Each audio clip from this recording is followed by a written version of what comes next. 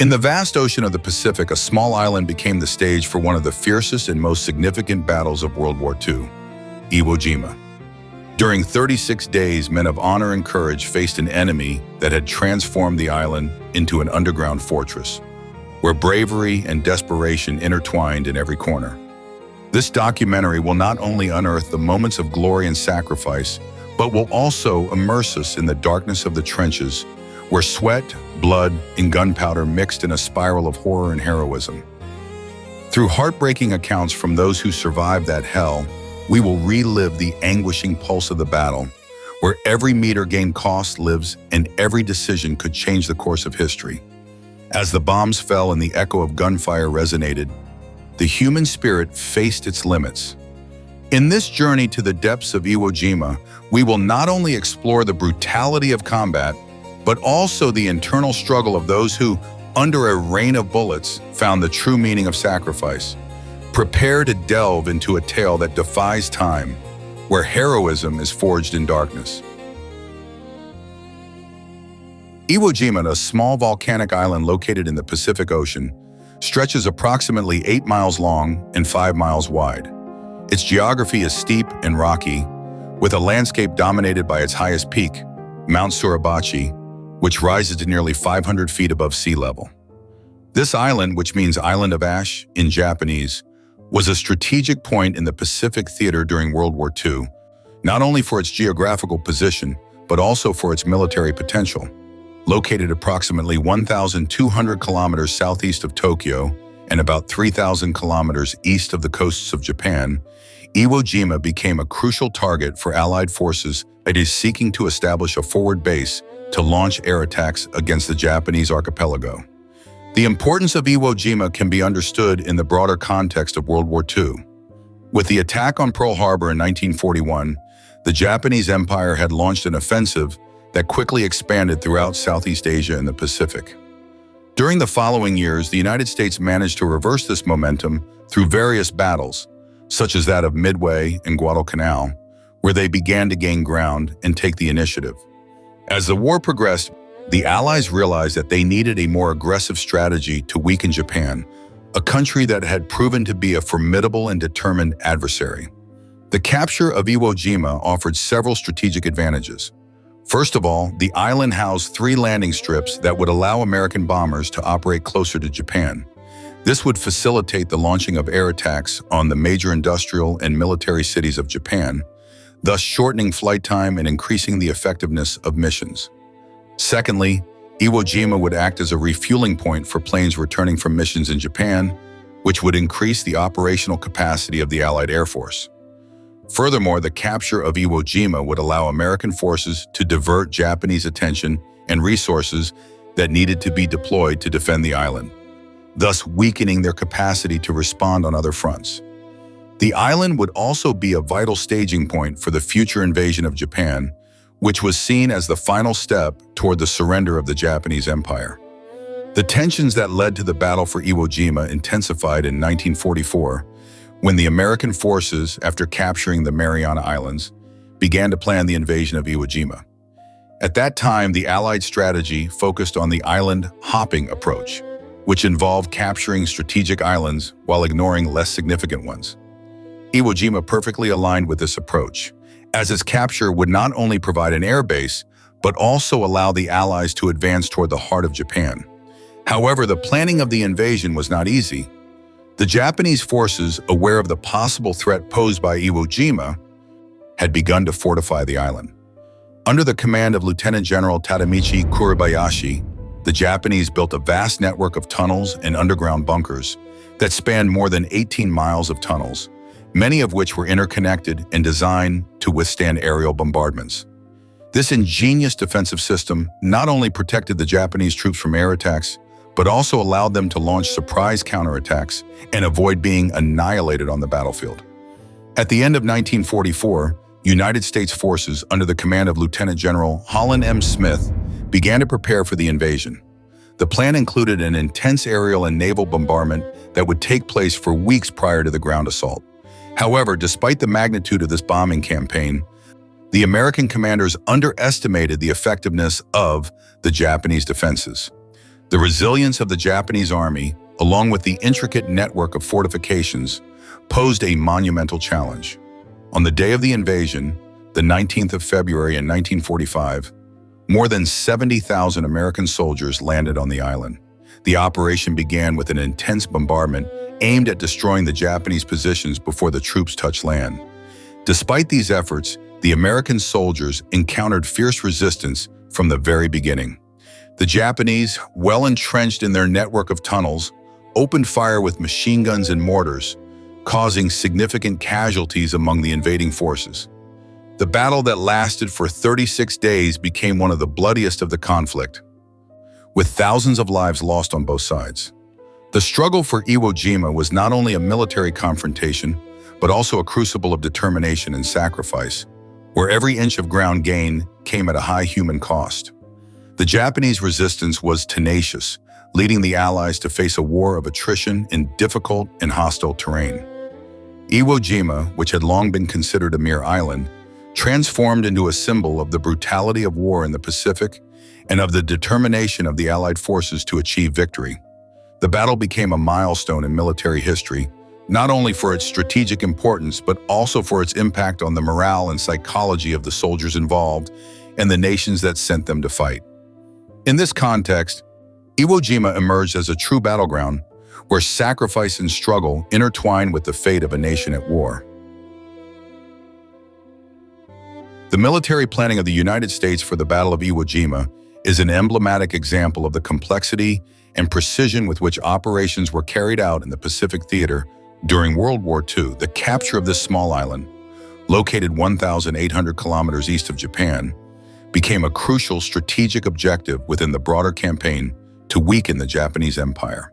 The development of amphibious assault tactics, as well as the importance of aircraft carriers, were central elements in the planning of the offensive. The Allied strategy was based on a deep understanding of the geography and strength of the Japanese positions. Iwo Jima, with its surface area of only 21 square kilometers, was equipped with mountainous and volcanic terrain, where the Japanese had built a network of underground fortifications, tunnels, and defensive positions. General Tadamichi Kuribayashi, in charge of the defense of the island, had done meticulous work to prepare the resistance, making the island a natural trench. His objective was to prevent American forces from using Iwo Jima as a base for air and naval operations against the Japanese archipelago. The planning of the assault on Iwo Jima began in 1944 when American military leaders realized that capturing the island was essential to securing a safe corridor for bombing operations over Japan.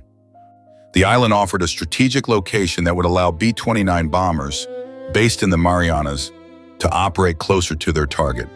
In addition, capturing Iwo Jima would mean that American fighters, such as the P-51 Mustang, would have a nearer refueling point, increasing the effectiveness of combat missions. The campaign was led by Admiral Chester W. Nimitz, commander of the Pacific Forces, and General Holland M. Smith, known as the father of amphibious assault. The planning involved an exhaustive analysis of the lessons learned from previous engagements, such as the Battle of Tarawa, where American forces faced fierce resistance and suffered significant casualties due to the lack of a coordinated approach in the amphibious assault. In response to these lessons, new tactics were developed that prioritized mobility, the use of naval artillery, and the integration of air assets. The amphibious assault on Iwo Jima was a complex operation that involved more than 70,000 men and thousands of vehicles and vessels. The planning focused on establishing air and naval superiority prior to the landing. The aircraft carriers played a crucial role in this phase, providing constant air support and preparatory bombings. The United States Navy had built a formidable fleet of aircraft carriers, which had become the backbone of its force projection capability in the Pacific. This focus on naval aviation marked a significant shift in military strategy, emphasizing the importance of air warfare as a complement to ground operations. The naval bombardment prior to the landing was intensive, with the participation of warships that fired thousands of projectiles at Japanese positions. However, despite efforts to weaken the enemy's defense, the rugged terrain and underground fortifications allowed a significant number of Japanese soldiers to survive the initial bombardment. The idea that artillery could eliminate resistance before the Marines landed proved to be false, and U.S. forces encountered fierce resistance upon touching down. The attack plan for Iwo Jima also incorporated an innovative approach in terms of coordination between combat units. The forces were divided into several landing groups, each responsible for capturing different objectives on the island. This approach allowed commanders to adapt to the changing conditions of combat. Although the initial confusion in the landings was significant due to the dense fog and the sudden Japanese resistance, the landing carried out on the 20th of February in 1945 marked the beginning of a conflict that would last for more than 1 month. The first wave of Marines who were on Green Beach faced a rain of enemy fire, resulting in a high casualty rate. The strategy of the Japanese defenders was based on close combat, using the terrain to their advantage to maximize the effectiveness of their fire. The resistance was fierce, and the Marines were forced to advance slowly, facing ambushes and surprise attacks at every step. As the U.S. forces advanced, the aircraft carriers continued to provide air support, allowing the Marines to receive crucial assistance in the most critical moments. Air combat missions, often carried out by pilots who had been trained in the Pacific War, became a decisive factor in maintaining the morale and combat capability of the troops on the ground. The logistics behind the operation was monumental. The constant supply of ammunition, food, and equipment across the combat lines was vital for the success of the campaign. The planning anticipated the need for a constant flow of resources, and the coordination between the different branches of the armed forces was essential for its execution. The Allied strategy for Iwo Jima not only focused on the physical capture of the island, but also on creating a symbol of resistance and sacrifice.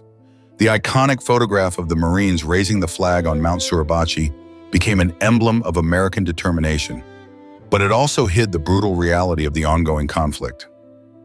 The planning and execution of the battle reflected the complexity of modern warfare, where strategy and tactics intertwined in a scenario of desperation and heroism. The decisions made by military leaders during the course of the battle would become lessons for future generations. The importance of amphibious assault, air and naval superiority, and meticulous preparation on the ground would be studied and analyzed in military academies around the world. The Battle of Iwo Jima was not only a strategic victory, but also a testament to the ingenuity and determination of the Allied forces in the struggle against formidable adversity. The morning of 19 February 1945 began with a clear sky over the small island of Iwo Jima, a strategic point in the Pacific Ocean that had captured the attention of the United States forces. The island of approximately 26 square kilometers was a heavily fortified Japanese stronghold, vital for the defense of the Empire of Japan and crucial for the United States war effort in the region. The invasion of Iwo Jima was part of the broader strategy of the Allies to approach Japanese territory, and its capture would allow United States forces to establish bases for the bombing of Japan. At 5:30 in the morning, the American landing fleet began to move toward the coast of Iwo Jima. More than 70,000 men, mostly composed of Marines, were ready to carry out one of the bloodiest battles of World War II. The operation, known as Operation Detachment, had been meticulously planned, but uncertainty was always present. The American troops had been warned of the fierce resistance they might encounter, and intelligence had indicated that the Japanese forces were well prepared, with a network of underground fortifications that stretched across the island.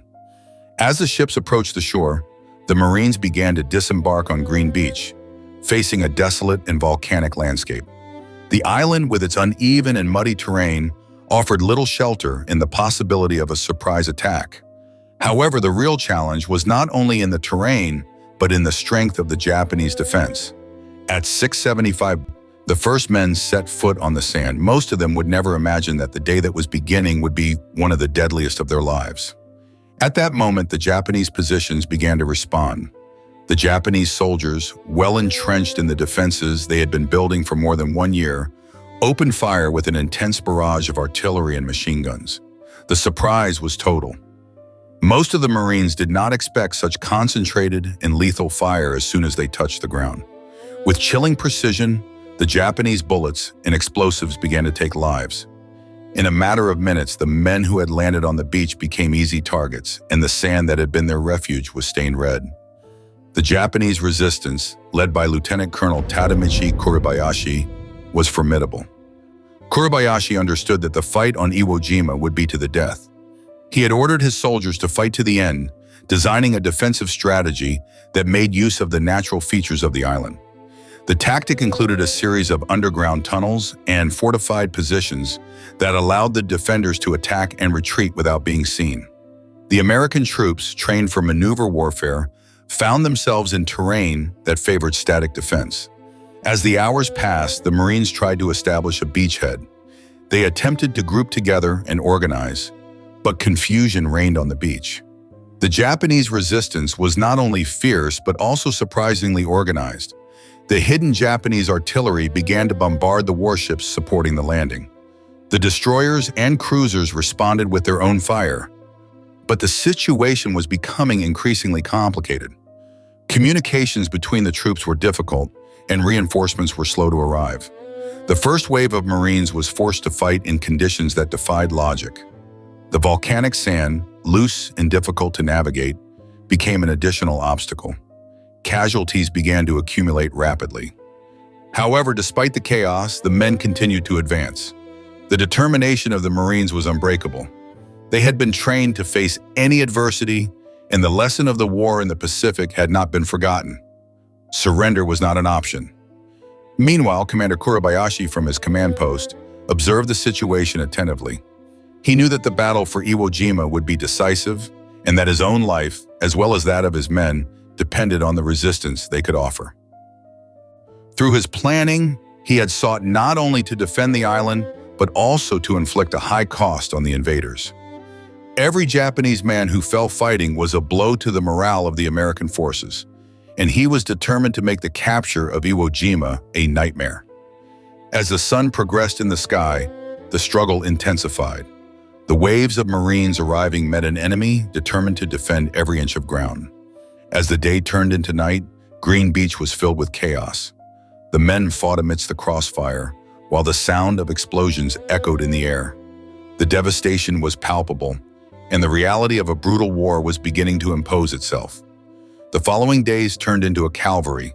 The Japanese resistance showed no signs of weakness, and the American forces faced the harsh reality of a battle that would extend far beyond what was expected. Every meter conquered required a considerable sacrifice, and the determination of both sides would be tested in unimaginable ways. The struggle for Iwo Jima would not be just a battle for the island, but a confrontation that would mark the history of World War II and leave an indelible mark on the memories of those who survived. The Japanese defense of Iwo Jima was based on meticulous preparation and a deep understanding of the terrain, which allowed a relatively small number of soldiers to resist for more than 1 month against one of the most devastating offensives in military history. The fortifications on the island, built over the years and refined by the experience of previous battles, were designed to turn every corner of Iwo Jima into an impregnable stronghold. The island, located approximately 1,000 kilometers south of Tokyo, had a terrain that favored the construction of underground defenses. With its mountainous terrain and sparse vegetation, Iwo Jima provided a conducive environment for the construction of an intricate network of tunnels and bunkers. The Japanese engineers, under the direction of Lieutenant General Tadamichi Kuribayashi, carried out an exhaustive task. This general, who had spent years in the United States and had studied American culture and tactics, was determined to turn the island into a death trap for the enemy. The Japanese soldiers dug more than 10 kilometers of tunnels, which connected fortifications throughout the island. These tunnels not only provided shelter for the troops, but also facilitated the rapid movement of reinforcements and supplies. Being constructed several meters underground, the soldiers could withstand the aerial and naval bombardments that preceded the invasion. The fortifications were equipped with heavy machine guns, field guns, and mortars, positioned to attack the American forces from concealed positions. The mentality of the soldiers of the Imperial Japanese Army, reinforced by years of military doctrine and nationalist culture, played a crucial role in the defense of Iwo Jima. The ideology of Bushido, which emphasized honor, loyalty, and death in combat, permeated every corner of the Japanese army. For many soldiers, surrender was seen as the greatest dishonor, and the defense of Iwo Jima became a symbol of national resistance. The military education these men received instilled a sense of duty almost religious in nature towards the defense of their homeland, which led them to be willing to fight until their last breath. As the battle approached, the preparations of the Japanese forces intensified. The island had been reinforced with a significant number of troops, many of whom were veterans of previous combat in the Pacific. Lieutenant General Kuribayashi, aware that the island was a strategic objective for the Allies, had instructed his men on the importance of resistance. In his famous speech, he urged his soldiers to fight to the death and to not let Iwo Jima fall into enemy hands. This type of exhortation became the mantra that would motivate the troops. Kuribayashi also introduced innovative tactics. He opted for a defense in depth instead of a frontal resistance. Most of the soldiers were not on the beach, but inside the island, in the tunnels and bunkers they had built. This strategy allowed the Japanese troops to inflict significant casualties on the American forces landing, instead of being slaughtered in a direct confrontation. The soldiers were instructed to wait until the Americans were close enough to attack with mortars and light weapons, which allowed them to maximize the damage. As the United States Marines began their landing on the 20th of February in 1945, they encountered fierce resistance. The Japanese artillery, well camouflaged and protected, began firing, destroying landing vehicles and causing numerous casualties. The American forces, who expected a quick victory, realized that they would face a determined and prepared enemy.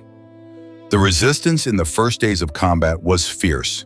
The Japanese soldiers, entrenched in their fortifications, utilized their knowledge of the terrain to draw the Marines into ambushes. The use of artillery fire and machine guns from concealed positions resulted in a high cost for the Allied forces. The battle quickly turned into a war of attrition, with both sides suffering significant losses. The use of aviation also played a vital role in the Japanese defense. Although the Japanese Air Force had been decimated in previous engagements, the few planes that remained were used to attack ships and American troops during the early days of the battle. These actions contributed to creating the perception among the Marines that the battle would be more difficult than anticipated. The strength of the Japanese defense was manifested in the resilience of its soldiers. Despite the intense bombardments prior to the landing, the Japanese maintained high morale and fought with great determination. Kuribayashi's ability to maintain cohesion among his troops was crucial. He organized regular meetings to reinforce the sense of camaraderie and unity, and his leadership inspired many to keep fighting despite adverse circumstances. As the days went by, the situation became increasingly critical for the defenders. As the American forces began to advance, the lack of supplies and reinforcements became ever more evident. However, the determination of the Japanese soldiers continued to be a factor. Despite the disadvantages, many chose to fight until the end. The resistance became a symbol of the Japanese spirit, and the Battle of Iwo Jima transformed into a legend that would resonate in the collective memory of the nation. The defense of Iwo Jima, with its underground fortifications, innovative strategies, and a committed army, is a testament to the complexity of the war in the Pacific. The island, although eventually captured by American forces, became a symbol of resistance and sacrifice, reflecting the depth of commitment that Japanese soldiers had to their country and their honor. The Battle of Iwo Jima not only marked a turning point in World War II, but also left a legacy of bravery that endures to this day. The Battle of Iwo Jima, which took place between the 19th of February and the 26th of March in 1945, became a symbol of the intense and brutal struggle that characterized World War II. At the heart of this battle were the trenches, an elaborate system of tunnels and underground shelters that became home to thousands of American and Japanese soldiers. These structures, designed to protect combatants from intense enemy fire, often transformed into places of extreme suffering, where life and death coexisted in a delicate balance. The living conditions in the trenches were deplorable. The volcanic soil of Iwo Jima, while providing some protection, also presented significant challenges. The sand and mud mixed with the rain, creating an inhospitable and slippery environment. The lack of adequate drainage led to the accumulation of stagnant water, which became a breeding ground for insects and diseases. The soldiers, trapped in this labyrinth of tunnels, faced the constant threat of infections and other ailments, exacerbated by the lack of medical attention. The scarcity of supplies, both of food and medicines, made daily survival a battle in itself. The rations of the soldiers were scarce and often unappetizing. The diet consisted of canned food, combat biscuits, and at best some dehydrated meat. Malnutrition became a significant problem, weakening the soldiers and making them more vulnerable to diseases. A soldier from the Marine Division, remembering those days, wrote, "Empty stomachs are as formidable an enemy as enemy fire. Hunger saps our strength, and the fear of death becomes a constant companion." Hand-to-hand combat became a terrifying reality in the trenches of Iwo Jima. As the American forces advanced, they encountered an enemy determined to defend every inch of the island. The Japanese soldiers, entrenched in fortified positions, fought with desperate ferocity. The war tactics at this stage of the conflict were not limited to bombings and shootings. The struggle often spilled over into hand-to-hand combat, where fear and adrenaline mixed in a deadly dance. Bayonets became vital tools, and the cries of men in combat echoed in the air, blending with the sound of gunfire and explosions. The war in the trenches not only affected the physical health of the soldiers, but also had a profound psychological impact. The constant exposure to death, destruction, and the suffering of fellow soldiers created an atmosphere of despair. Many soldiers experienced what is now known as post-traumatic stress disorder, but at that time they were simply referred to as the affected by the battle. The idea that a man could be broken by the war became a tangible concept in the trenches of Iwo Jima. The nights were especially cruel. The darkness brought with it the sound of death, the cries of the wounded, and the whispers of those preparing for the next assault. Often the soldiers took turns to stand guard while the others tried to sleep, but rest was elusive. The thoughts of the men were filled with images of their fallen comrades and the families they had left behind. The uncertainty about the future and the fear of not seeing their loved ones again became an unbearable emotional burden.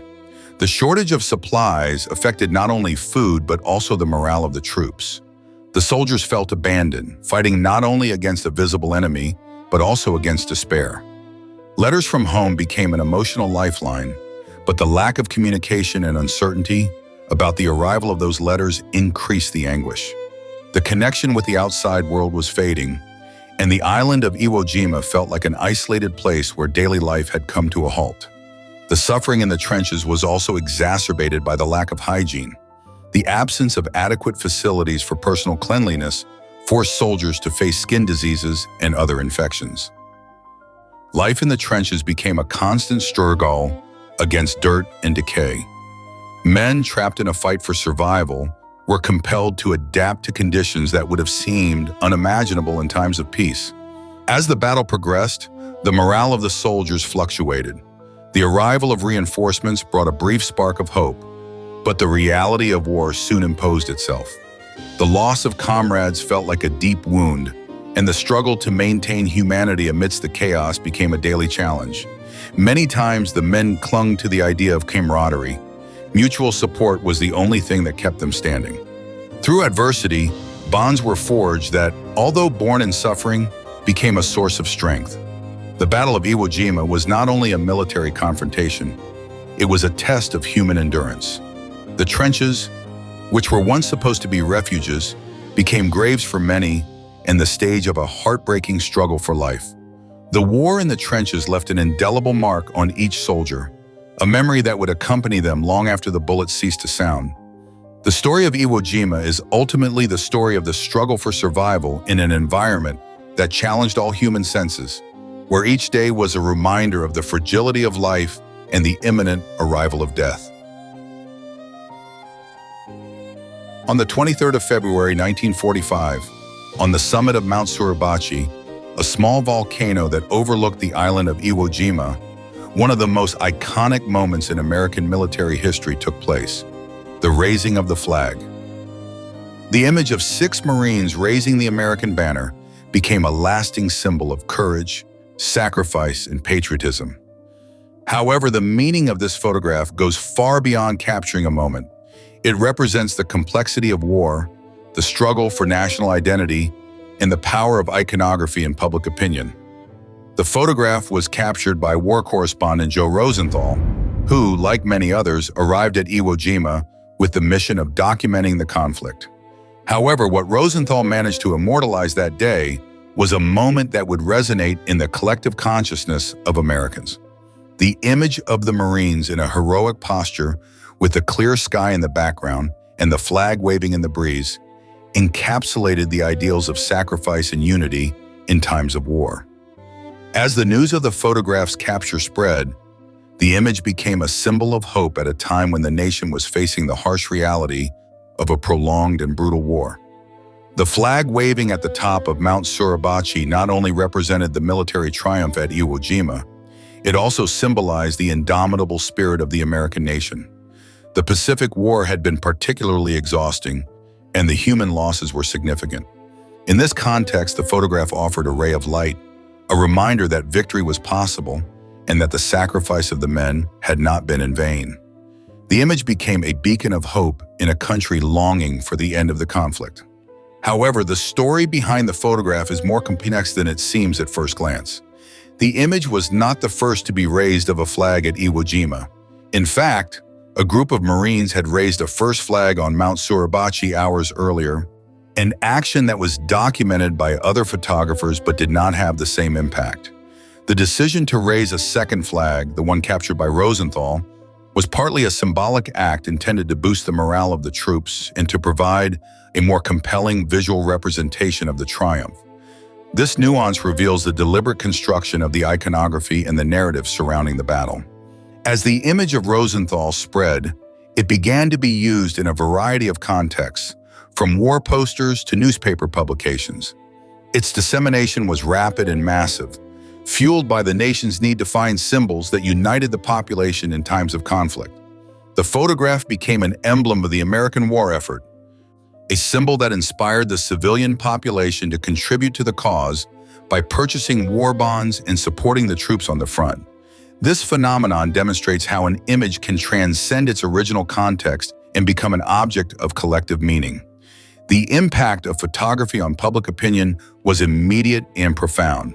In a matter of days, the image was featured on the front pages of numerous newspapers and magazines, becoming a symbol of the American struggle. The image of the 6 Marines, representing men of diverse backgrounds and origins, resonated in a country in search of unity. The photograph, just like the battle itself, became a microcosm of the American experience, reflecting the diversity and determination of a people. However, the image also raised questions about the representation of sacrifice and war. As the photograph became a symbol of heroism, criticisms emerged about the glorification of conflict. Some argued that the image itself could distract from the brutal realities of war, the loss of lives, and the suffering that accompanied the struggle. This tension between symbolism and reality is an important aspect to consider when analyzing the impact of photography on collective memory. The use of the image as a national symbol also had implications for the way battles and the sacrifices of soldiers were commemorated. Rosenthal's photograph was used to promote the construction of the monument to the Marines in Arlington, Virginia, a space that has become a place of pilgrimage for those who honor the fallen in combat.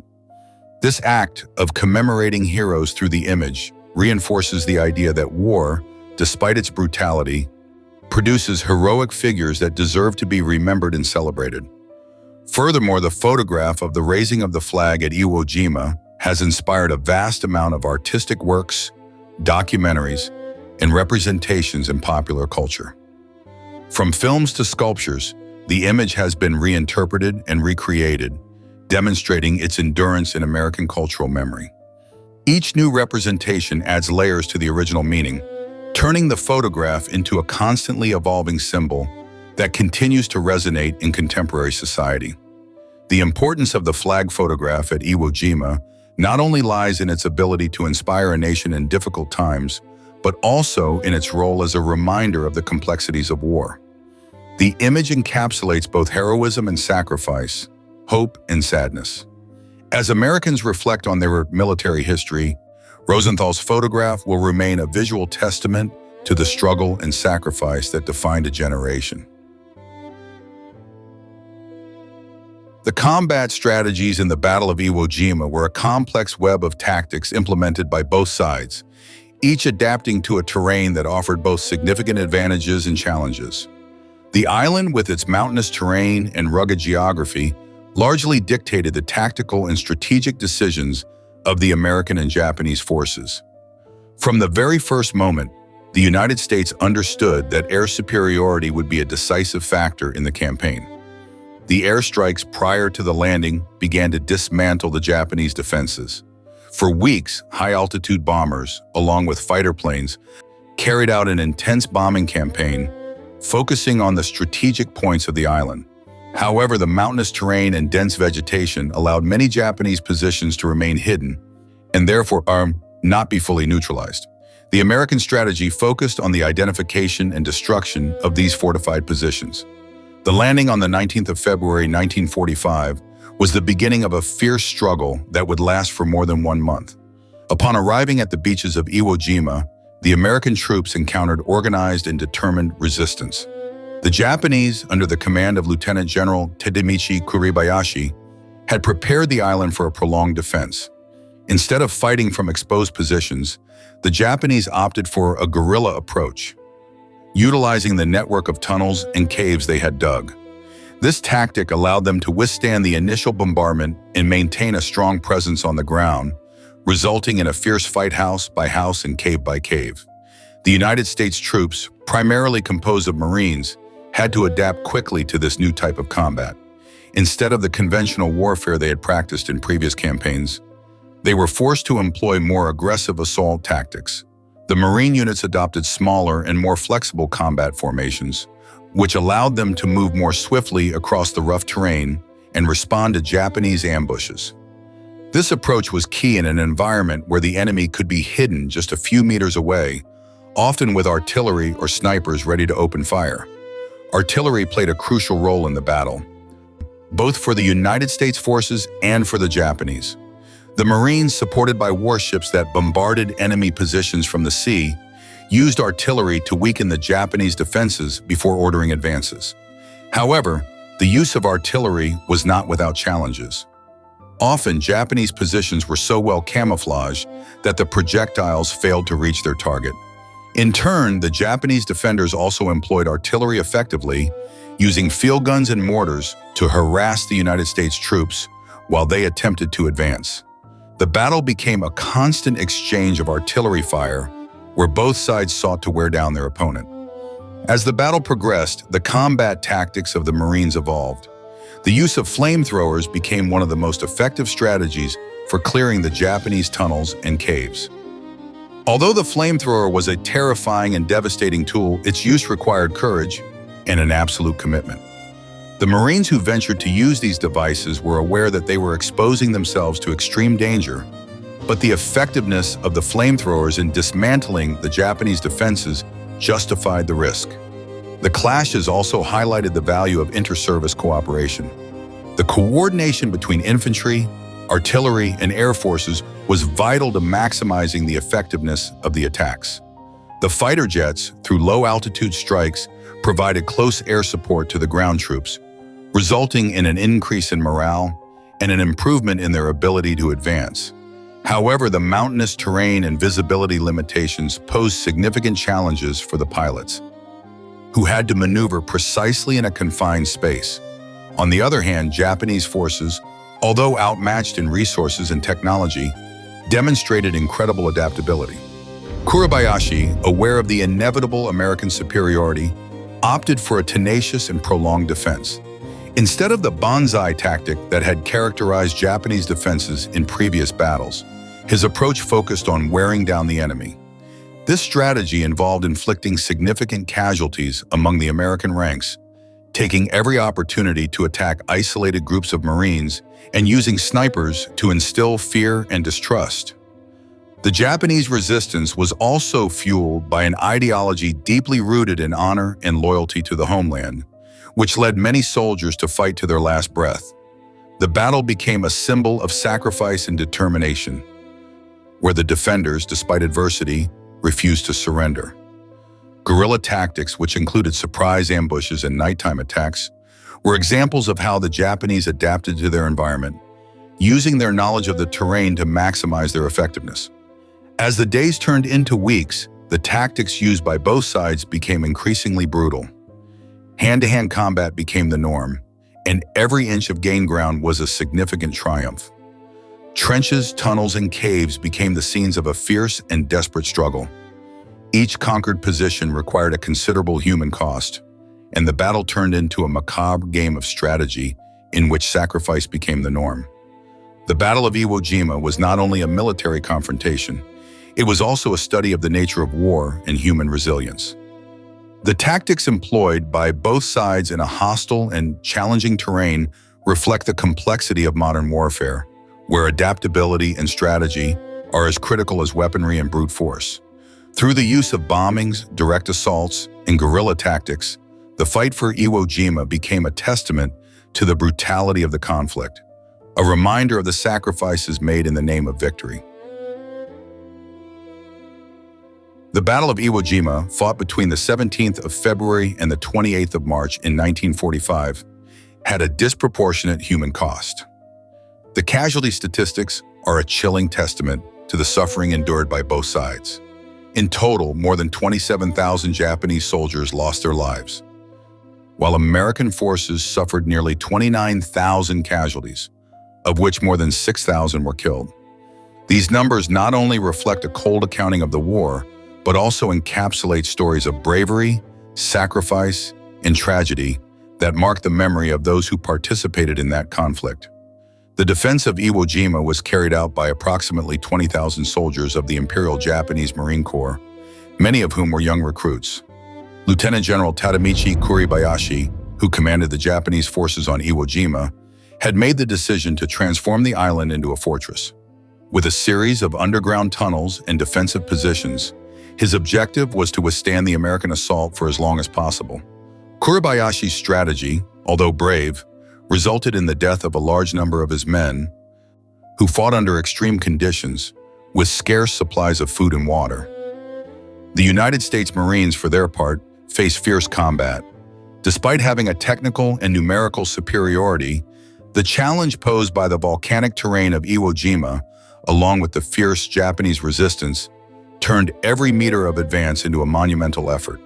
The capture of Mount Suribachi, a crucial landmark on the island, became an iconic battle, but also a point of high human cost.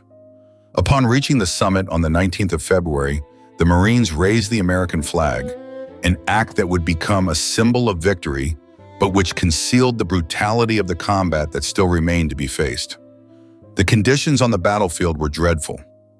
The ground, covered in volcanic ash, turned into a sticky mud, with the arrival of the rain hindering the movement of the soldiers. The lack of food and water led many to dehydration and extreme exhaustion. Psychological distress was also a significant factor. The soldiers were exposed to constant shelling and the terror of not knowing if they would see their loved ones again. Stories of soldiers who, overwhelmed by the horror of war, succumbed to despair are common among the memories of those who survived. The story of one of the Marines, Private First Class Charles A. Lindbergh, reflects the suffering of many. Despite his youth, Lindbergh found himself in the middle of a hell. In a letter to his mother, he wrote about the immensity of the battle and the fear he felt. "I don't know if I will return home," he confessed, while trying to maintain hope. His life was extinguished on the 23rd of February when he was struck by enemy fire. His story, like that of so many others, became an echo of the lives cut short by the conflict. On the Japanese side, Private First Class Yoshio Nakamura, a young man of just 18 years, also experienced the horror of battle. Aware that his fate was sealed, Nakamura fought bravely in defense of his homeland. He wrote a final letter to his family, expressing his love and his desire for them to understand that he had fought for his honor. Nakamura was one of the many who found death in the tunnels, a death that left a void in his home and his community. Stories of sacrifice are not limited to soldiers. Families on both sides suffered deeply. In the United States, letters from fallen Marines arrived at homes, bringing heartbreaking news that devastated families. Mothers, wives, and children lived in uncertainty, waiting for answers that would never come. In Japan, families of soldiers who did not return were marked by loss, facing sorrow in a nation that was already suffering the consequences of war. The statistics of casualties are overwhelming, but each number represents a life, a story. During the 36 days of fighting, the battlefield became a place of horror and sacrifice. The struggle for Iwo Jima was a fight for honor, homeland, and survival. Both the American Marines and the Japanese soldiers showed immense courage in desperate circumstances, and their sacrifices resonated beyond the island, leaving a legacy that endures in the collective memory of both countries. The battle also left a mark on military thought and the planning of future operations. The magnitude of the casualties and the human cost of the conquest of Iwo Jima led to a deep reflection on war and its impact on people's lives. The lessons learned at Iwo Jima were part of an evaluative process that sought to prevent such losses from being repeated in future conflicts. The human cost of Iwo Jima is not limited to figures. It is a reminder of the fragility of life in times of war and the sacrifice that many men and women made in the name of their beliefs and their country.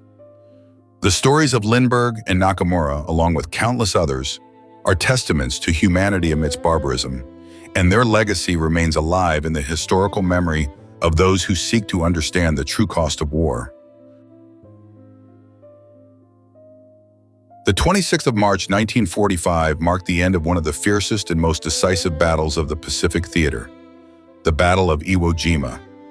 After more than 1 month of intense fighting, the combined effort of the American forces had significantly weakened the Japanese resistance, although at a devastating human and material cost. The island, a small territory of only 25 square kilometers, had been the scene of a confrontation that would not only define the future of the war in the Pacific, but would also change the course of modern military history. During the days leading up to the surrender, the situation for the Japanese troops had become unsustainable. Despite their fierce determination, the Imperial soldiers, led by Lieutenant General Tadamichi Kuribayashi, were facing a critical shortage of supplies and ammunition. The Japanese defense strategy, which had opted for a fight to the death in the depths of their elaborate tunnel system, had begun to show its weaknesses. The American artillery, supported by air and naval superiority, had managed to dismantle much of these fortifications, leaving the defenders with few options. The last days of the battle witnessed a final assault by the Allied forces. Since the 21st of March, the United States Marines began to intensify their offensive. The aviation and the artillery, which had been crucial in the initial phase of the battle, now focused on the last Japanese strongholds. Relentless bombings shook the island as the troops prepared to advance. As the end approached, morale among the Japanese ranks began to decrease. Resistance became increasingly desperate, and the soldiers knew that their situation was unsustainable. On the 25th of March, the situation became critical. The last bastions of resistance were located on Mount Suribachi and in some isolated positions in the north of the island. That day, General Kuribayashi, aware that surrender was inevitable, summoned his officers to discuss the possibility of a withdrawal. However, the fighting spirit remained strong among his troops, who, despite the adversities, were willing to continue fighting until their last breath. The idea of surrendering was a foreign concept to the military culture of Japan at that time, which had been shaped by a code of honor that valued death in combat above surrender. On the 26th day, the Japanese resistance was crumbling. The Americans, organized and determined, began the final assault on the remaining positions, using tactics that had evolved throughout the battle. The Marine divisions, supported by infantry units and armored vehicles, advanced inexorably, taking advantage of the defenders' weakness. As the hours passed, the Japanese resistance became increasingly fragmented. The soldiers who had fought bravely under inhuman conditions began to realize that the struggle was futile. In the midst of this chaos, General Kuribayashi made a painful decision. Accepting that the cause was lost, he chose to order the surrender of his troops. However, this act was not easy. Surrender meant dishonor, and many soldiers preferred death to capture. Even so, surrender messages began to be sent to the remaining units. As the afternoon progressed, the first groups of Japanese soldiers began to emerge from their hiding places, with their hands raised in a gesture of surrender. The image of those men, exhausted and disheartened, was a reflection of the exhaustion from a struggle that had consumed both body and spirit. The formal surrender occurred at the headquarters of the United States forces in Iwo Jima. The Japanese captain Shimizu, who had been one of the last to resist, presented himself to the Marines with his head bowed and hands raised. Beside him was a group of soldiers who had decided to abandon their fight and accept their fate. That moment symbolized the end of the battle, but also the sacrifice and resilience that characterized the Japanese defenders. The surrender ceremony was brief and somber, marked by a heavy silence that reflected the gravity of the situation. The Allied victory at Iwo Jima had profound repercussions. For the United States forces, controlling the island meant a crucial strategic point for the advance toward Japan. The possibility of establishing air bases to bomb the Japanese archipelago became a tangible reality, which would accelerate the end of the war in the Pacific. However, this triumph came at a great cost. Thousands of lives were lost in the struggle, and the sacrifice of the men on both sides left an indelible mark on the collective memory of the nations involved. The battle also left significant lessons about warfare in the modern era. The use of combat tactics in difficult terrain, the importance of logistics and supply, as well as the adaptation to changing battlefield conditions, were aspects that would be analyzed in depth in the years to come. In addition, the resilience of the Japanese soldiers, who fought with an almost superhuman tenacity, challenged perceptions of morality and motivation in combat. On March 26, 1945, not only was it the end of the Battle of Iwo Jima, but it was also a turning point in the Pacific War.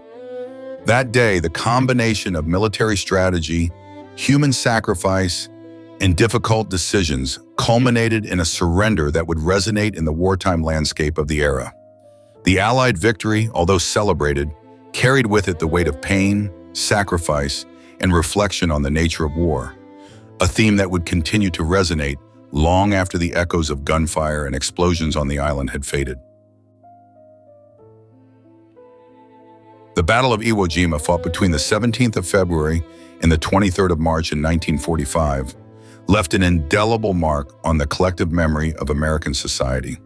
Beyond being a decisive confrontation in the Pacific theater during World War II, the conflict became a powerful symbol of sacrifice and resilience. The legacy of Iwo Jima manifests in multiple dimensions: in the memory of veterans, in popular culture, and in the way American society has reconstructed its identity from the echoes of the war. The experience of the soldiers who participated in the battle has been central to the construction of this legacy. The veterans of Iwo Jima, many of whom faced unimaginable horrors in the trenches and caves of the island, have dedicated a great part of their lives to sharing their stories. These accounts of immeasurable value not only serve to honor the fallen, but also offer a raw and human perspective on war. Through interviews, writings, and documentaries, the veterans have sought to convey the lessons learned on the battlefield, emphasizing camaraderie, sacrifice, and the importance of peace. One of the most significant aspects that emerge from the testimonies of veterans is the internal struggle that many faced upon returning to civilian life. The experience of Iwo Jima left deep scars, both physical and psychological. Many soldiers suffered from post-traumatic stress disorder, a condition that was not well understood at that time. American society often was not prepared to welcome these men who had witnessed death and destruction in such a raw way. The lack of support and understanding led to significant isolation for many veterans, which in turn shaped the narrative of the battle in collective memory. In popular culture, Iwo Jima has been represented in various forms, from movies to works of art, and this representation has contributed to cementing its place in history. The iconic photograph of the Marines raising the United States flag atop Mount Suribachi, captured by the photographer Joe Rosenthal, has become one of the most recognizable symbols of World War II. This image not only represents military victory, but also an ideal of patriotism and sacrifice. The photograph has been widely reproduced and reinterpreted in countless contexts. From monuments to contemporary works of art, filmmakers like Clint Eastwood have approached the battle from different angles, exploring both the heroism and the horror of war. In his film Flags of Our Fathers, Eastwood delves into the impact of the fame of the photograph and how it affected the lives of the men who appear in it. Through these representations, popular culture has served as a means to reflect on war and its consequences, inviting the audience to consider not only the glory of victory, but also the human cost of such conflicts. The Battle of Iwo Jima has also been a recurring theme in literature. Authors like James Jones and Eugene Sledge have documented their experiences in novels that have become classics of war literature. These accounts offer an intimate perspective on the lives of soldiers on the front, contributing to a deeper understanding of the experience of war. Through both fiction and nonfiction, the narrative of Iwo Jima has woven itself into the cultural fabric of the United States, becoming a reference point for discussions about sacrifice and morality in times of war. The impact of Iwo Jima on the collective memory of American society is not limited to its representation in the media, but has also influenced memorial ceremonies and education. Each year, on the anniversary of the battle, ceremonies are held across the country to honor those who fought and died at Iwo Jima. These ceremonies not only pay tribute to veterans, but also serve as a reminder of the cost of freedom and the challenges they faced.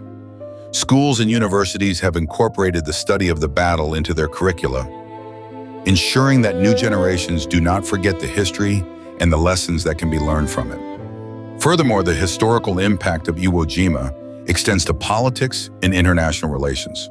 The battle symbolizes the determination of the United States in the fight against fascism and militaristic expansion in the world. This legacy has influenced the way the nation addresses contemporary conflicts, often invoking the sacrifice of the veterans of Iwo Jima as a call to action in times of crisis. The narrative of heroism and sacrifice remains an integral part of the national discourse, shaping political decisions and the perception of the role of the United States in the world. The legacy of Iwo Jima is also manifested in the realm of reconciliation and cultural memory. In Japan, the battle has been the subject of profound analysis and reflection. The Japanese narrative of Iwo Jima has changed over time, shifting from a representation of military heroism to an acknowledgement of suffering and loss. The commemoration of the battle has become a space for peace and mutual understanding, where not only the sacrifice of American soldiers is recognized, but also the suffering of the Japanese. As time goes on, the legacy of Iwo Jima continues to evolve. The voices of the veterans are beginning to fade, but their stories and experiences endure in the collective memory of the nation. In a context where armed conflicts remain a reality, the Battle of Iwo Jima serves as a reminder of the complexity of war and the need for ongoing reflection on its implications. The struggle for peace and understanding between nations thus becomes a legacy that transcends time, inviting future generations to learn from history and to build a more hopeful future.